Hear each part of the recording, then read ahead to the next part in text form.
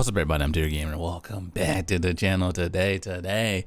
We are back, and today we're doing something a little different. So Capcom, if you guys didn't know, has an R&D channel, and this is where they're sharing a lot of the behind the scenes of their engine, what they're doing with it. And I'm starting to get more and more into the kind of back end of gaming, which is cool because it kind of helps you identify what to expect of a specific engine, which will help you better identify what to expect of a specific game. This was discovered by a Twitter channel called Okamiya Games, and also too, this is Capcom's like low-key R&D channel. This is really made for developers, but some of the stuff is kind of broken down so we can understand in terms of like, oh, what are some capabilities of the platform, which can also allude us to what we can kind of see and expect from some of the future remakes, but also maybe this is a platform they're gonna be using for Monster Hunter 6.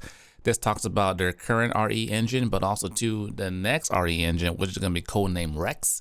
So we're going to go over this together, watch it. It's interesting. If you have any thoughts or suggestions that we didn't cover in the video, put them below. So this is going to be more of a discussion because we're kind of just exploring and seeing what's out there, because we all love Monster Hunter. We all love Capcom. They're doing amazing things. So it's cool to kind of see how they work behind the scenes on their current platform.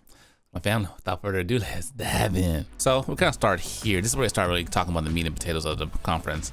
This was a month ago, so this one kind of super low key. The other video we're gonna look at came out like 6 days ago.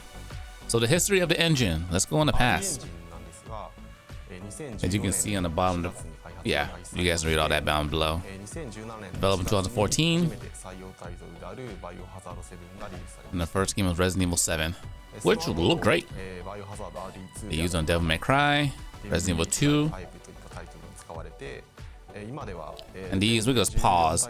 These are the current titles that have been developed on the engine. We got Resident Evil, Devil May Cry, Capcom Arcade, Ghost Gold, Monster Hunter Rise was made on there, and that's why Monster Hunter Rise was so smooth and fluid, and Sunbreak. So World was not made on that platform, but I wonder what World was made on. But I'm imagining they put World and it's gonna be great. It's also amazing because typically you might be like, well, it was a Switch game. We'll see how it does on a more current title. But looking at some of the other games like Resident Evil 4, played and looked amazing. Street Fighter looks and plays amazing. Exo Primal, this is the one that's important because look, a lot of people might not like the game. It didn't catch on as much as they hoped it would today. It could pop off in the future, but what you cannot deny in this game is it runs 4K 60 beautifully. No frame drops, monsters, all kind of stuff happening on the screen, and it just runs flawlessly. So that kind of gives us a preview of what we can expect to play.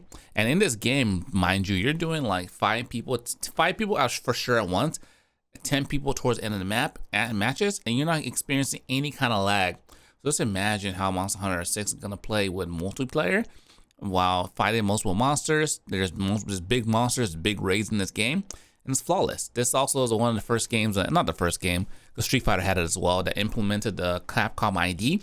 But this one you had to have it to use it. I'm seeing this game, these 2 games, as a beta to see how it performs in the engine, which Rise performed well, smooth, fluid. And also too, they're seeing this way how this is a multiplayer come together. So I'm expecting these 2 to play a big part in terms of what they're going to do with the next game. So 14 titles so far, 74 million titles sold. What is it today? Okay, platform support is increasing. Love it.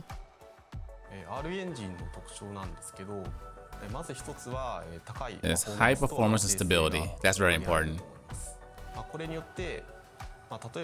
Yeah, see? Games aren't hindered by any. Example for what? Loading time, crashing, unstable frame rates. Exactly. It was like perfect. There was no issues. High efficiency is another key element of it. And I asked,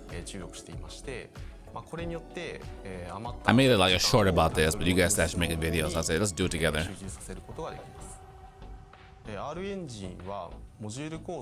It's a modular structure, so you can freely customize the structure of your engine, combining modules of your choosing. Makes it possible to develop titles in various genres in the same engine. So I guess shooter, fighter, action, car game, whatever you want, is all built into one. And this is just a current engine today. The next segment of this video is going to talk about the next engine, which we're going to load up another video to see that one. But he did say something really cool in this one.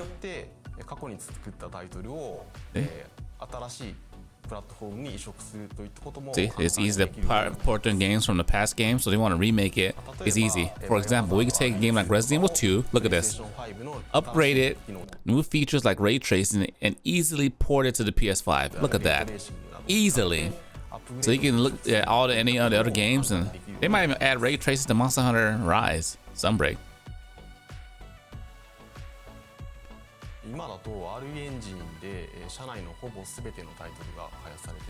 All the titles are essentially made on this one.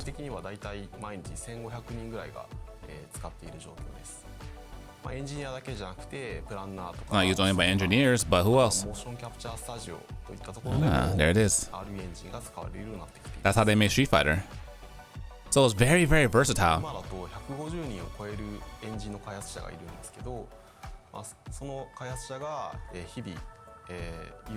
In the next video, they kind of alluded to they want to make it more commercialized like Unreal.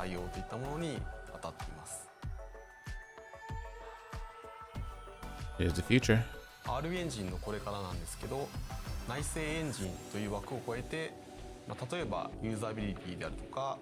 But it's cool to see things like this behind the scenes as well.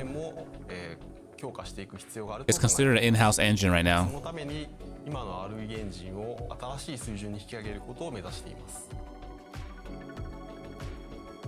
Okay, wasn't meant for professional.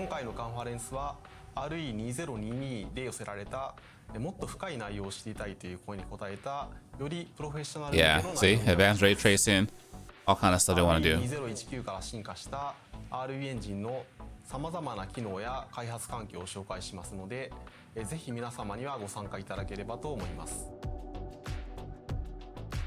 Boom. Okay, so that's where it is today. Let's watch the other video, and that's going to showcase like what's happening in the future. And this one was a short, little like 2-minute segment. Okay, the future of RE Engine. What does it have in store for us?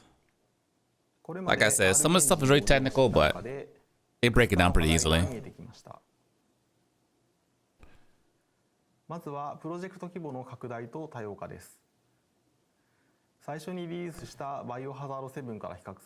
So it looks like they're getting bigger games and they're seeing limitations of it. There's a lot of assets and the system can't handle it.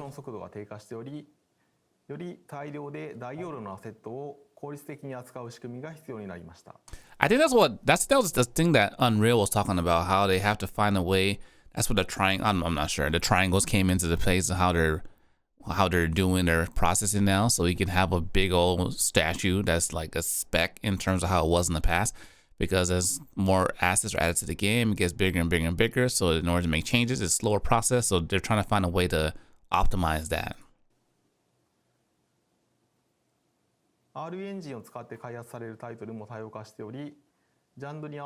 Also, number of development titles require more customization per game.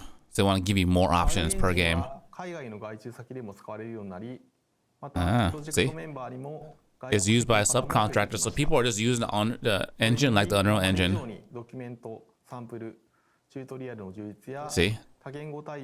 Some people are finding out it's robust and they want to use it for whatever their needs are. Yeah, as a commercial engine now and demanded in order to solve these issues, next level engine needed to go beyond the boundaries. So here it comes next. It's called Rex. RE's next engine. And these are all the things that are new technology is gonna be added in. And it's cool because they said that instead of building a new engine, they're gonna just add features to the existing one. And here we go. The RE engine is gonna be next Unreal Engine. Even better, more features. I can't wait to see what they do with the games. But it's already robust. They're gonna put like ray tracing, all the things you want in our games. So I'm just excited to see what the next Monster Hunter game looks like. But this is super interesting. I thought it was interesting, so I want to share it with you guys. You might like it as well, to kind of see behind the scenes of how these engines work. If you're new, make sure you subscribe. Till next time, dear gamer, signing out.